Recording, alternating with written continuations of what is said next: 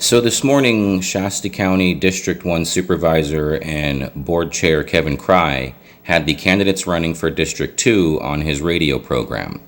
He had Suzanne Barrymore, Dan Sloan, and Laura Hobbs. This video is about Laura Hobbs. So I want you guys to watch this video, listen to Kevin's questions, and listen to Dr. Laura Hobbs' answers to them. All right, we are back. Suzanne, if you're listening, I didn't ask you one of the most important questions, which was about pizza, and I won't give that away because Dr. Laura Hobbs is in the studio, so I don't want her being prepared for that. But Suzanne, you do owe me an answer, and we will talk about that later. Okay, Dr. Laura Hobbs, thank you for coming in. Thank you for having me. You betcha. All right, we're going to jump right in. How long have you been in Shasta County? Well, I've been here almost 3 years. I was born and raised in San Luis Obispo County, which is about 4 hours south of the Bay Area.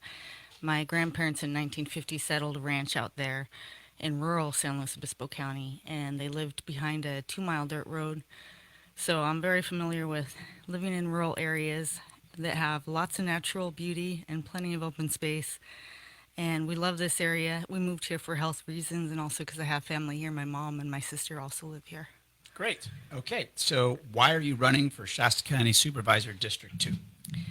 Well, I'm running because for far too long we've left our government over to career politicians, to people who have let us down time and time again, people who we thought had our best interest in mind but voted against us, people that we would consider rhinos, and other people who have a career in mind rather than the best interest of the people. Okay, so what are your main priorities, maybe like your top three? Well, my top three would be, let's see, I have this already set up for you. Sorry. So my main issues are no windmills, and I know this isn't District 3. I mean, it is in District 3. It's not District 2, which is my district. But they plan to roll this out in other areas too. They're starting with Round Mountain, but they have plans for Bali and for McLeod, and they want to continue to fill this area, this whole county, and turn it into a huge wind farm. And the problem, this is just an example of the state overreach, the tyrannical state government that's going against what local and county governments want. We passed an ordinance against it. We decided that we didn't want it, and then the state went ahead and pushed SB 205, saying we're going to go for it anyway, saying the California State Energy Commission gets to decide, and we're going to say no. These are 600 feet high monstrosities. The wingspan, our blade span, is 200 feet across. If you think of the courthouse across from the Board of Supervisors building, that's 100 feet. So now think of 600 feet high, and you're not able to fight fires above these. I've seen videos of these things spontaneously combusting, and they're full of petrochemicals to lubricate the turbines. It's just a big mess, and we don't want it in our county. We cannot have it, and I'm very supportive of the lawsuit that's now going forth from the county and from the Pitt River tribe to say we're not going to allow that. We're going to stand up against it. Okay, that's the first priority. What's your second or third? Okay, well, no mask mandates and absolutely no vaccine mandates. We were fooled. We were told a big lie.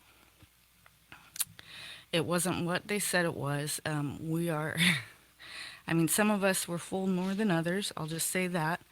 But we cannot, as a county, ever go for such a thing again. We have to assert our rights, and even if the state is saying, oh, it's law, and this virus is even more dangerous than COVID, and this one's lethal, we know the lies they tell. We're not going to fall for them again. And if that means creating county ordinances, like some that were passed last year to say, hey, this isn't going to happen next time, then I'm all for that. And if it means filing a lawsuit to assert our rights, yes, we need to do that too. So, yeah, that's another big one. I have many examples of state overreach. Give me a third priority for Okay. With the position of supervisor, or maybe something really that jurisdictionally you can sink your teeth into as a supervisor. Well, we need fair elections. We have an absolute right to know that our vote was counted accurately. We need absolutely no machines, no electronic poll books. We need hand counted elections at the precincts with paper poll books. We have that within our rights. There are actually codes already in law that assert our ability to do that. I'll say that California, out of all the states in the union, their constitution has some of the strongest plenary rights, which go to the counties, which is an absolute right for the county to assert itself as they wish. So, for the will of the people to be heard, we need to have fair elections and nothing else. None of the other issues that I deeply care about locally can be adequately looked at until we can have that very basic right to express our voice. Okay. Do you view Shasta County as a suburban or rural county, and why? I view it as a rural county because there's no big cities next to us. I mean, we're, what, quite a ways from San Francisco. There's nothing really close to us north of us either. So we are an urban area. You have to look at more than just the population size. You need to look at the infrastructure. We don't have any large buildings. The biggest building probably, I don't know, is the courthouse or the jail. I'm not sure, one or the other. We're not a suburban area. Okay. I've asked each of the candidates, that come in today about an issue that was District 2 related. This is a little bit, this like is the maybe tip of your district, more so for sure than District 1. But give me some examples or thoughts you have about the water issue facing Shasta County in our region. Okay, I will do that, but can I just finish with the suburban versus rural? Sure. Absolutely. I feel like if we were classified as a rural county instead of a suburban county, then we could have some more control over the wages, because I believe that we were unfairly classified as suburban so that the top executives could get a pay raise. And I wonder about the legitimacy of that. But you asked me about water. Oh, yeah. water No, issues. I'm sorry. Yeah, absolutely. I want to make sure we just get through the questions. Yeah. So yes, water. Are you going to any of these water board meetings, and what's your experience in dealing with water issues and water rights issues? Well, I'm very unhappy about the way that they dealt with the acid canal, only getting 18% of their water rights. People's wells went dry. They had no ability to drill a deeper well. There was no water below, and plus they were hitting bedrock. It's unconscionable, the amount of business and agriculture, $17 million in agriculture in that area that was just washed away because they didn't fight for the rights, their own water rights to be maintained. They used false pretenses, saying it was the worst drought ever. If you look at the precipitation and the rainfall, it's been that low before in the past, and that canal did not go dry. So they really let the people down. I hope that they do sue and that they're properly compensated because, quite frankly, I know there was some issues about the dispersal of the water, but the fact that they only dispersed 18% was the problem. They needed to fight against that. Okay, great. Charter County, yes or no? Absolutely, yes. I do believe the citizens need to vote on that, and you should proceed with a certain amount of cautions because you don't want to give the Board of Supervisors too many rights that could then be used against you if the board composition changes. So I think the way that we're proceeding is cautious and wise to just take it one step at a time, put one item on there at a time, let the people decide. Absolutely, Gavin Newsom should not be appointing the predecessor. If we have a recall, we the people get to choose our own representatives. Yeah, and just yeah, absolutely. But it's not specific to Newsom. It's any governor. Any governor. Right. Yeah, exactly. Any exactly. governor. So okay, let me ask you. I'm going to skip this one. I'm looking here to see. Okay, term limits. Yes or no? Yes. Yes. Okay. The Give me your social media handles, because I don't think we tackled that at the beginning, and I want to make sure we don't forget that. So what are your Sure. social media handles? How can people get a hold of you? Do you have any events coming up? Yes, I have a fundraiser coming up on February 27th. You can buy tickets on my website, which is votelaurahobbs.com, LauraHobbs. From my website, you can find my Facebook and my Instagram just by clicking on those. You'll also find a ton of content that tells you where I stand on local issues and see my previous work in the community. And also, I have town halls coming up as well. My next one is on Wednesday, January 17th at the Reading Public Library between 5:30 and 7:30. Okay, and you say that date and time again?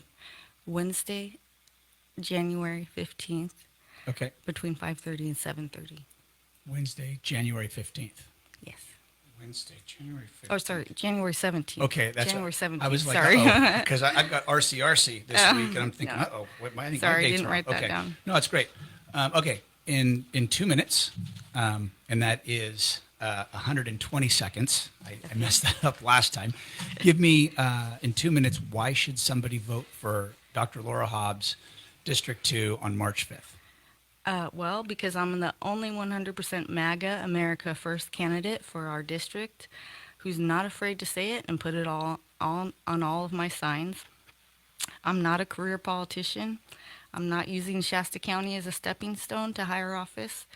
And I'm an average citizen who wants to make Shasta great again. Okay, I appreciate that. And we do have, a couple more minutes. Is there anything that weeks I want to make sure that I give you the time I give everybody else? And one thing about this format is each of you have said things I would love to just press into, but I'm not, this isn't Maury Povich or Jerry Springer.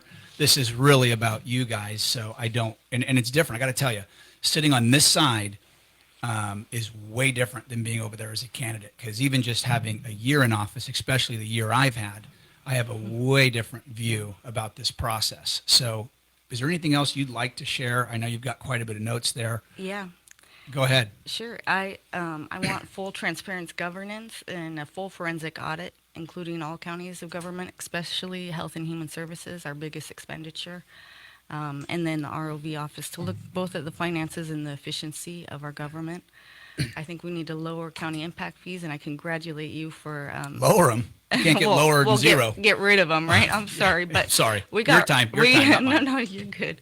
We got rid of the new growth impact fees, but there's other impact fees that we could look at reducing or getting rid of, depending on the circumstances. Correct. I think we need to fight against SB2, which is a state-wide law trying to limit when and where we can carry weapons. I believe in the Second Amendment right to keep and bear arms and the right of a well-organized militia. Okay. And I have one more question for you, because Okay. this is, I want to make sure we stay with the time. It's the biggest I got you. It's going to probably make your the pit in your stomach turn. But does pineapple belong on pizza or no? yes, absolutely. Oh, man. And again, Suzanne, I have to ask you, because I'd like to hear the tiebreaker on that. Dan says, he just says no. You say yes. I'm a Hawaiian person. My son, if he sees pineapple on a piece of pizza, it's in the trash. I'm a Hawaiian pizza guy. I love it. And so, Dr. Laura Hobbs, thank you for coming on. Thank you for your time.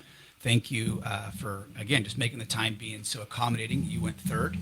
And so thank you. Thank you for having me. Appreciate it.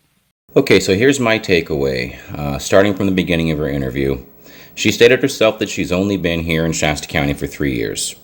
How does someone who's only lived here for 3 years think that they could in any way be qualified to run the entire county? That doesn't make any sense to me. I've lived here like 34 years, okay? And I didn't even want to run for supervisor, even though so many people tried to get me to. Next thing, she refers to less extreme Republicans as rhinos, which we all know stands for Republican in name only. So I would imagine that many Republicans don't like being referred to as rhinos. So why would you be willing to say what is basically the N-word for that type of people that are supposed to be the people you want to vote for you? Not very logical thinking skills there. So Kevin asked her, what are your top 3 priorities? Her very first one she said, which seems like it just sort of came out of left field, was no windmills. Okay, well, the windmills are in District 3, which is where they're at, an hour away from District 2. Why on earth is someone running for the District 2 candidate concerned about windmills that were built 20 years ago, an hour away? That doesn't make any sense. Not a single person in her district that she's running for gives a shit about windmills, because windmills aren't affecting anyone in her district's daily life. No, it sounds to me like her and Don Quixote kind of have a lot in common. And also, I might be wrong about this, so if I am, please correct me, but I believe our county actually makes money off of selling the energy from those windmills. So she's saying she wants to stop a stream of income for the county, if that's true. And if that is true, why would she want to stop a stream of income for the county that has been a stream of income for the last 20-something years since those windmills were built? She stated that her second priority was no mask and no vaccine mandates. Again, this woman has a PhD. She does. We didn't believe she did. We really didn't believe she did. But we found out that she actually does. And so why is somebody with a PhD saying that they don't believe in public safety mandates to help keep people alive? She clearly is also a COVID denier, because that shit was real. But for some reason, there are a group of people out there that think it was a hoax, and apparently Dr. Laura Hobbs is one of them. She also admitted that she had no problem defying the state when it comes to safety mandates during a global pandemic. Again, this is a doctor saying this. And her third priority for running is, you guessed it, election fraud. Even though there hasn't been a single successful case anywhere in this country of proven election fraud, dozens and dozens and dozens of cases have already been lost and decided in court, showing that election fraud was not the main factor affecting the outcome of our last election in 2020. So basically, the big main MAGA conspiracy theories are the things that she's running on, other than the windmill thing. I don't get that at all. And she also stated that she can't focus on county issues until election fraud is solved. She said that. Go back and watch it. If you think anything I'm saying right here is not true, go back and watch it. That means she's willing to put this stupid bullshit election fraud fight over the actual needs of the county. She believes that we should be classified as a rural area and not a suburban area, even though Redding is the largest city in Northern California with 93,000 people in its population and is a main stop for anyone traveling on I-5, as well as a destination that many people move to. When Kevin asked her about the Charter County initiative, she responded that she supports the Charter County initiative, which means that the Board of Supervisors that she's running for would then have the power to appoint certain county positions like the District Attorney and the County Registrar of Voters. In case you haven't noticed, Patrick Jones has been relentlessly going after the District Attorney as well as the Shasta County Registrar of Voters, Kathy Darling Allen. I hope you're starting to see who Laura Hobbs here sounds like. She very, very proudly claimed to be a MAGA supporter, which basically means she supports that insurrectionist traitor Donald Trump, who is facing right now 91 felony charges plus a whole bunch of other legal issues. The way I see it, anyone in 2024 who is running on a campaign of "I support Donald Trump" should just be thrown right into the garbage. That is just a complete fucking terrible thing for this country. It is the most divisive thing that this country has had to deal with in decades, and she is using that for one of her main running platforms. Her signs all over town actually say MAGA. When Kevin asked, why should someone vote for you? She said she is not afraid to say that she is 100% MAGA who wants to make Shasta great again. Have we not had enough of this MAGA bullshit? Like, if she's actually a doctor and she actually has intelligence and she actually has the skills that you learn from acquiring a PhD, how is she so stupid to be caught up in all of this MAGA bullshit? And not only that, this position she's running for as county supervisor is a nonpartisan position. So putting on your election signs that you are a Donald Trump supporter is the opposite of nonpartisan. She's basically telling us that when she's in office, she's going to use her power to do things for the MAGA agenda. And I hope you're hearing that, rhinos. I hope you're hearing that. And if there wasn't already enough proof from her own statements that she is basically doing everything she can to support Patrick Jones, she claimed she was happy that the board she's running for used its majority vote to get rid of impact fees, which will save Patrick Jones personally $20,000 on development costs for the gun range that he's trying to build and also currently being sued for by a bunch of Republicans. And lastly, and this might be the biggest one, she said that pineapple belongs on pizza. So, I can't trust anyone that puts pineapple on pizza.